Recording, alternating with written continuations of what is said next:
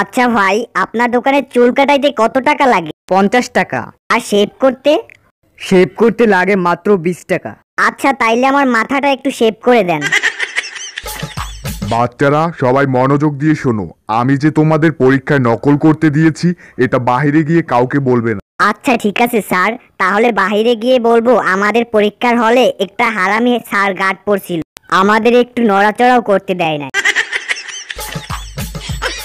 দেখো বল্টু, আজ শুধু তোমার জন্য এত তাড়াহুড়া করে এসেও ট্রেনটা মিস করলাম। তুমি যদি লেট না করতে তাহলে ট্রেনটা ঠিকই ধরতে পারতাম। জি না, তুমি যদি এই ট্রেনটার জন্য এত তাড়াহুড়া করে না আসতা তাহলে পরবর্তী ট্রেনটার জন্য আমাদের এতক্ষণ বসে থাকতে হতো না। দোস্ত, আজকাল দেখা যাচ্ছে মেয়েরাই মেয়েদের শত্রু হয়। তুই কিভাবে বুঝলি? বিশ্বাস না হলে তুই তোর বউয়ের সাথে তোর গার্লফ্রেন্ডের পরিচয় করিয়ে দেখিস। দোস্ত জানিস, আমি তো গায়ক হয়ে যাইতেছি। তাই নাকি দোস্ত? তুই কি ভালো গান গাইতে পারিস নাকি?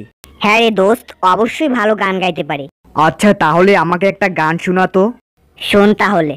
আমার একটা নদী ছিল, জানলো না তো কেউ, নদীর জল ছিল না, নদীর জল ছিল না, কুল ছিল না, ছিল শুধু ঢেউ। আরে বেটা থাম থাম, আগে একটু হাসিয়ালো। নদীতে জল ছিল না, কিন্তু সেই নদীতে আবার ঢেউ। আচ্ছা দোস্ত, পারলে বলতো শীতকালে আমাদের দেশের পোলাপান কখন ঘুম থেকে ওঠে? কখন? যখন কোনোভাবেই প্রসাব পায়খানা আর আটকাই রাখতে পারে না তখন। আচ্ছা দোস্ত, শুনছি আজকাল নাকি ভালো মানুষ আর ভালো বন্ধু পাওয়াই যায় না। হ্যাঁ রে দোস্ত, কিন্তু কেন? না মানে আমি চিন্তা করতেছি আমাকে তোরা পাইলি কেমনে। আচ্ছা আপনার নাম কি? আমার নাম হচ্ছে বল্টু। তো আপনি কি ইংলিশে কথা বলতে পারেন? না, আমি ইংলিশে কথা বলতে পারি না।